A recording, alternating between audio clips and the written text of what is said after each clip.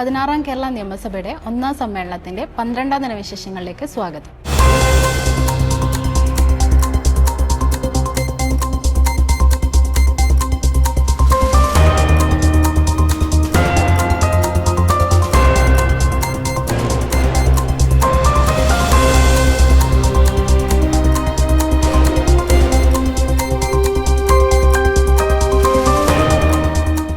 ചോദ്യോത്തരവേളയിൽ ചോദ്യങ്ങളുടെ പട്ടികയിലെ 4 ചോദ്യങ്ങൾക്കാണ് മന്ത്രിമാർ ഇന്ന് സഭയിൽ വാക്കാൽ മറുപടി നൽകിയത്. വിദ്യാലയങ്ങളിൽ കായികാഭ്യാസങ്ങൾ പ്രോത്സാഹിപ്പിക്കുന്നതിന് നടപടി, മോട്ടോർ വാഹന വകുപ്പിലെ സേവനങ്ങൾ സുതാര്യവും ജനസൗഹൃദവുമാക്കാൻ നടപടി, വനിതാ കർഷകർക്ക് പിന്തുണയും AI പരിശീലനവും, ഉന്നത വിദ്യാഭ്യാസ മേഖലയുടെ ആധുനികവൽക്കരണം എന്നിവ സംബന്ധിച്ച അംഗങ്ങളുടെ ചോദ്യങ്ങൾക്കാണ് ബന്ധപ്പെട്ട മന്ത്രിമാർ ഇന്ന് മറുപടി പറഞ്ഞത്. ഒരു പഞ്ചായത്ത് ഒരു കളിസ്ഥലം പദ്ധതി വിപുലവും കാര്യക്ഷമവുമാക്കാൻ നടപടിയെടുക്കുമെന്ന് മന്ത്രി OJ ജനീഷ് പറഞ്ഞു. ഒരു പഞ്ചായത്ത് ഒരു കളിസ്ഥലം എന്ന ഈ പദ്ധതി മുന്നോട്ട് കൊണ്ടുപോകുന്നതോടൊപ്പം അവിടെ പ്രാദേശികമായ സ്ത്രീകൾക്കും എല്ലാവർക്കും കൂടി പങ്കെടുക്കാവുന്ന രീതിയിലേക്ക് അതിന്റെ അടിസ്ഥാന സൗകര്യങ്ങൾ മെച്ചപ്പെടുത്തുന്നതോടൊപ്പം തന്നെ ഫ്ലഡ് ലൈറ്റഡ് ആക്കുന്ന കാര്യങ്ങളെ പറ്റി കൂടി സർക്കാർ ആലോചിക്കുന്നുണ്ട്. വൈകുന്നേരങ്ങളിൽ 5 മണി മുതൽ രാത്രി 10 മണി വരെ നീണ്ടു നിൽക്കുന്ന രീതിയിൽ കളിസ്ഥലങ്ങൾ ഉപയോഗിക്കാൻ വേണ്ടി കഴിഞ്ഞാൽ അത് ലഹരിക്കെതിരെ ഒരു വലിയ പ്രചരണ മാർഗം കൂടിയായിട്ട് മാറും. പ്രിയദർശിനി പദ്ധതി നടപ്പാക്കിയതോടെ സ്വകാര്യ ബസ്സുകൾ നേരിടുന്നതായി പറയപ്പെടുന്ന പ്രശ്നങ്ങൾ ഗൗരവമായി പരിശോധിക്കുമെന്ന് മന്ത്രി CP ജോൺ പറഞ്ഞു. തീർച്ചയായിട്ടും സ്ത്രീകൾ കൂടുതലായി KSRTC ബസ്സിനെ ആശ്രയിക്കുന്നതുകൊണ്ട് ഈ ബസ്സുകളിലെ കളക്ഷൻ ഒരു ദിവസം 1500 മുതൽ 2500 രൂപ വരെ കുറഞ്ഞതായിട്ടാണ് അവരുടെ പ്രതിനിധികൾ നമ്മളെ അറിയിച്ചിട്ടുള്ളത്. ഈ വിഷയത്തിൽ നമ്മളതിൻ്റെ ഗൗരവം കാണുന്നുണ്ട്. അതിന് വേണ്ട കാര്യങ്ങൾ ആലോചിച്ച് ചെയ്യുന്നതായി. മത്സ്യത്തൊഴിലാളികൾക്ക് പഞ്ഞമാസ ആനുകൂല്യം ലഭ്യമാക്കുന്നത് സംബന്ധിച്ച വിഷയം സഭാ നടപടികൾ നിർത്തിവെച്ച് ചർച്ച ചെയ്യണമെന്ന ഉപക്ഷേപത്തിന് സ്പീക്കർ അനുമതി നിഷേധിച്ചു. ട്രോളിംഗ് നിരോധനത്തെ തുടർന്ന് വറുതിയിലായ മത്സ്യത്തൊഴിലാളികളുടെ പഞ്ഞമാസ ആനുകൂല്യം വിതരണം ചെയ്യാത്തത് മൂലമുണ്ടായ ബുദ്ധിമുട്ടുകൾ സഭാ നടപടികൾ നിർത്തിവെച്ച് ചർച്ച ചെയ്യണമെന്നായിരുന്നു പ്രതിപക്ഷത്തിന്റെ ആവശ്യം. പ്രതിപക്ഷത്തു നിന്ന് സജി ചെറിയാൻ, K രാജൻ, PK പ്രവീൺ എന്നിവരാണ് സഭാ നടപടികൾ നിർത്തിവെച്ച് ചർച്ച ചെയ്യണമെന്ന ഉപക്ഷേപത്തിന് നോട്ടീസ് നൽകിയത്. മത്സ്യത്തൊഴിലാളി സമൂഹത്തിൽ ഉളവായിരിക്കുന്ന ആശങ്കയും ബുദ്ധിമുട്ടുകളും പരിഹരിക്കാൻ സർക്കാർ അടിയന്തരമായി ഇടപെടണമെന്നും ഇത് ചർച്ചയ്ക്കെടുക്കണമെന്നും സജി ചെറിയാൻ ആവശ്യപ്പെട്ടു. മത്സ്യത്തൊഴിലാളി മേഖലയിൽ വന്നിരിക്കുന്ന ഈ ആശങ്കയുടെ ഏറ്റവും അവസാനത്തെ ഉദാഹരണമാണ് സമ്പാദ്യ സമാശ്വാസ പദ്ധതി. ഈ ആശങ്ക ദൂരീകരിക്കാൻ എത്രയും വേഗം കേന്ദ്രത്തിന്റെ പണം കിട്ടിയാലും കിട്ടിയില്ലെങ്കിലും അതുകൂടി ഉൾപ്പെടുത്തി ഈ പണം പാവപ്പെട്ട മത്സ്യത്തൊഴിലാളികൾക്ക് കൊടുക്കണമെന്ന് വിനയപൂർവ്വം ഞാനിവിടെ അഭ്യർത്ഥിക്കുകയാണ്. അതുകൊണ്ട് ഇത് സഭ നിർത്തിവെച്ച് ഈ പ്രശ്നം ചർച്ച ചെയ്യണമെന്നാണ് അഭ്യർത്ഥിക്കുന്നത്. മത്സ്യത്തൊഴിലാളികളുടെ പ്രശ്നങ്ങളിൽ കൃത്യമായി ഇടപെടുന്നുണ്ടെന്നും വിഷയം സഭാ നടപടികൾ നിർത്തിവെച്ച് ചർച്ച ചെയ്യേണ്ടതില്ലെന്നും മന്ത്രി VE അബ്ദുൾ ഗഫൂർ വ്യക്തമാക്കി. കൃത്യമായ പ്രവർത്തനങ്ങൾ മത്സ്യത്തൊഴിലാളികളുമായി ബന്ധപ്പെട്ട് കൃത്യമായ പ്രവർത്തനങ്ങൾ അവരെ ചേർത്ത് പിടിക്കുന്ന പ്രവൃത്തികൾ സർക്കാർ ചെയ്തു വരികയാണ് സാർ. അതുകൊണ്ട് ഈ അടിയന്തര പ്രമേയം സഭ നിരാകരിക്കണമെന്ന് പറയുകയാണ്. മത്സ്യത്തൊഴിലാളികൾക്ക് പഞ്ഞമാസ ആനുകൂല്യത്തിന്റെ ഭാഗമായുള്ള ആദ്യ ഗഡു നൽകി തുടങ്ങിയെന്ന് മുഖ്യമന്ത്രി VD സതീശൻ പറഞ്ഞു. ഒരു ടെൻഷനും ഈ കാശ് ട്രാൻസ്ഫർ ചെയ്ത് കഴിഞ്ഞു. ആദ്യ മാസത്തെ ജില്ലാ ഓഫീസുകളിൽ ആ പൈസ എത്തി അതിന്റെ വിതരണം ആരംഭിക്കുകയാണ്. അപ്പോൾ ഇങ്ങനെ ഒരു സംഭവം ഇവിടെ ചർച്ച ചെയ്യേണ്ട ഒരാവശ്യമില്ല.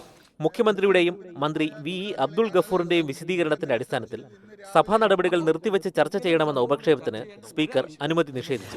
ബഹുമാനപ്പെട്ട മുഖ്യമന്ത്രിയുടെയും മത്സ്യബന്ധനം സാമൂഹ്യനീതി വകുപ്പ് മന്ത്രിയുടെയും വിശദീകരണത്തിന്റെ അടിസ്ഥാനത്തിൽ ചട്ടം 50 പ്രകാരമുള്ള നോട്ടീസ് അവതരണാനുമതി നിഷേധിക്കുന്നു. മത്സ്യത്തൊഴിലാളികളുടെ ജീവിതം കൂടുതൽ പ്രതിസന്ധിയിലേക്ക് തള്ളിവിടരുതെന്ന് പ്രതിപക്ഷ നേതാവ് പിണറായി വിജയൻ പറഞ്ഞു. വിഷയം ചർച്ചയ്ക്കെടുക്കാത്ത നടപടിയിൽ പ്രതിഷേധിച്ച് പ്രതിപക്ഷം വാക്കൌട്ട് നടത്തി. മത്സ്യത്തൊഴിലാളി നമ്മുടെ കേരളത്തിൻ്റെ സേനയാണ്. ആ സേനയ്ക്ക് ഒരു തരത്തിലുള്ള വിഷമവും ഉണ്ടാകാതിരിക്കുക എന്നത് പ്രധാനമാണ്. അവരുടെ ജീവിതം കൂടുതൽ പ്രതിസന്ധിയിലേക്ക് തള്ളിവിടാതിരിക്കണം. ഇപ്പോൾ പ്രഖ്യാപിക്കപ്പെട്ട സമാശ്വാസ നടപടികൾ കൃത്യമായി നൽകുന്നതിന് സർക്കാർ നടപടികൾ സ്വീകരിക്കാത്തതിൽ പ്രതിഷേധിച്ചുകൊണ്ട് ഞാനും എൻ്റെ കക്ഷിയും ഇറങ്ങിപ്പോക്ക് നടത്തുകയാണ്. ഇന്ന് സഭയിൽ വന്ന ശ്രദ്ധ ക്ഷണിക്കലുകൾക്ക് ബന്ധപ്പെട്ട മന്ത്രിമാർ മറുപടി നൽകി. ആലുവയിൽ നിലവിലുള്ള ജലശുദ്ധീകരണശാലയ്ക്ക് സമീപം കേരള വാട്ടർ അതോറിറ്റിയുടെ അധീനതയിലുള്ള സ്ഥലത്ത് കൊച്ചി കോർപ്പറേഷനും സമീപ മുനിസിപ്പാലിറ്റികൾക്കും പഞ്ചായത്തുകൾക്കും പ്രയോജനം ലഭിക്കത്തക്ക വിധത്തിൽ പുതിയ ജലശുദ്ധീകരണശാല സ്ഥാപിക്കേണ്ടതിന്റെ ആവശ്യകത സംബന്ധിച്ച് TJ വിനോദ് MLA അവതരിപ്പിച്ച ശ്രദ്ധ ക്ഷണിക്കലിന് മന്ത്രി മോൻസ് ജോസഫ് മറുപടി നൽകി. ആലുവയിൽ 190 MLD ജലശുദ്ധീകരണശാലയുടെയും അനുബന്ധ പ്രവർത്തനങ്ങളുടെയും നിർമ്മാണത്തിന് വേണ്ടി 523 കോടി രൂപയുടെ വിശദമായ പ്രോജക്ട് റിപ്പോർട്ട് ജലവിഭവ വകുപ്പ് അംഗീകരിച്ചിട്ടുണ്ട് എന്നുള്ളത് അറിയിക്കുന്നു. തുടർന്ന് ഇക്കാര്യത്തിൽ സർക്കാരിന്റെ അന്തിമ ഭരണാനുമതി ലഭ്യമാക്കുന്നതിന് വേണ്ടി ധനകാര്യ വകുപ്പിന്റെ പരിശോധനയ്ക്കായി ബന്ധപ്പെട്ട ഫയൽ ബന്ധപ്പെട്ട മുഖ്യമന്ത്രിയുടെ പരിഗണനയ്ക്ക് ഉടനെ തന്നെ സമർപ്പിക്കുന്നതാണ്. സംസ്ഥാനത്തെ സ്വാശ്രയ മെഡിക്കൽ കോളേജുകളിലെ MBBS വിദ്യാർത്ഥികളിൽ നിന്ന് നാഷണൽ മെഡിക്കൽ കമ്മീഷന്റെ നിർദ്ദേശങ്ങൾക്ക് വിരുദ്ധമായി മാനേജ്മെന്റ് ഈടാക്കിയ അധിക ഫീസ് തിരിച്ചു കൊടുക്കാത്ത സാഹചര്യം സംബന്ധിച്ച് സേവിയർ ചിറ്റിലപ്പള്ളി MLA അവതരിപ്പിച്ച ശ്രദ്ധ ക്ഷണിക്കലിന് മന്ത്രി K. മുരളീധരൻ മറുപടി നൽകി. ഈ വർഷവും അടുത്ത വർഷവും വാങ്ങുന്ന ഫീസുകൾ 4 വർഷത്തേക്ക് മാത്രമേ നടത്താൻ പാടുള്ളൂ എന്ന് കർശനമായിട്ടുള്ള നിർദ്ദേശം ഞങ്ങൾ കൊടുത്തിട്ടുണ്ട്. അതേ സമയത്ത് മുൻ വർഷങ്ങളിൽ നൽകിയ ഫീസ് തിരിച്ചു നൽകുന്നതുമായിട്ടുള്ള കാര്യത്തിൽ ബഹുമാനപ്പെട്ട ഹൈക്കോടതിയുടെ തീരുമാനങ്ങൾക്ക് അനുസൃതമായി ഗവൺമെന്റ് നിലപാടെടുക്കുന്നു. സഭയിൽ അവതരിപ്പിച്ച 14 സബ്മിഷനുകൾക്കും ബന്ധപ്പെട്ട വകുപ്പ് മന്ത്രിമാർ മറുപടി നൽകി.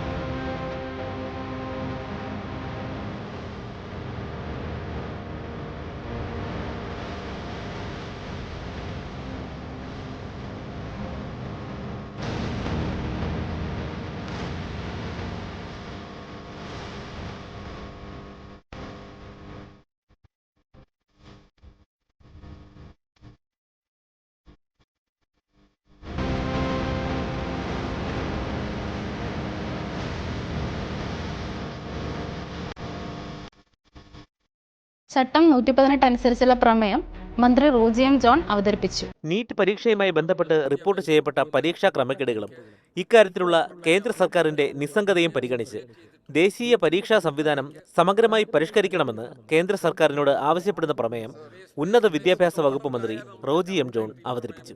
സർ, രാജ്യത്തെ മെഡിക്കൽ വിദ്യാഭ്യാസ മേഖലയ്ക്കുള്ള പ്രവേശനത്തിനായുള്ള ഏകീകൃത ദേശീയ പ്രവേശന പരീക്ഷയായ നീറ്റ് പരീക്ഷയുടെ നടത്തിപ്പുമായി ബന്ധപ്പെട്ട് രാജ്യത്തിന്റെ വിവിധ ഭാഗങ്ങളിൽ നിന്ന് റിപ്പോർട്ട് ചെയ്യപ്പെട്ട ചോദ്യപേപ്പർ ചോർച്ച, പരീക്ഷാ നടത്തിപ്പിലെ ക്രമക്കേടുകൾ, പരീക്ഷാ കേന്ദ്രങ്ങളിലെ ഭരണപരവും സാങ്കേതികവുമായ വീഴ്ചകൾ, മാർക്ക് നിർണയത്തിലെയും ഫലപ്രഖ്യാപനത്തിലെയും അപാകതകൾ എന്നിവ മൂലം പരീക്ഷയുടെ വിശ്വാസ്യത, സുതാര്യത, നിഷ്പക്ഷത എന്നിവ ചോദ്യം ചെയ്യപ്പെടുന്ന ഗുരുതരമായ സാഹചര്യത്തിലാണ് ഈ പ്രമേയം സഭയിൽ അവതരിപ്പിക്കുന്നത്. 2026-27 സാമ്പത്തിക വർഷത്തെ പുതുക്കിയ ബജറ്റിലെ ധനാഭ്യർത്ഥനകളെ സംബന്ധിച്ച ചർച്ചയും വോട്ടെടുപ്പും ഇന്നും നടന്നു.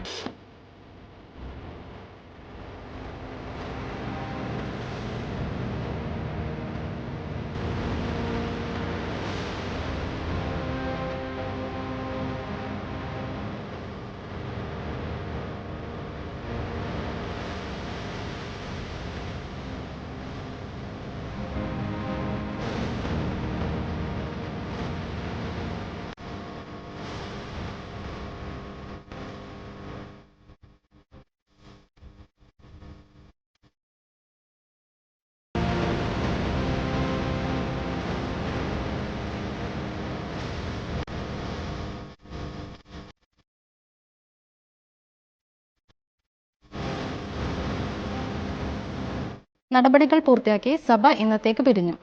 സഭ ഇപ്പോൾ പിരിയുന്നത് ജൂലൈ 1-ാം തീയതി ബുധനാഴ്ച രാവിലെ 9 മണിക്ക് വീണ്ടും ചേരുന്നതാണ്. ഇന്നത്തെ നിയമസഭാ വിശേഷങ്ങൾ പൂർത്തിയായി. നമസ്കാരം.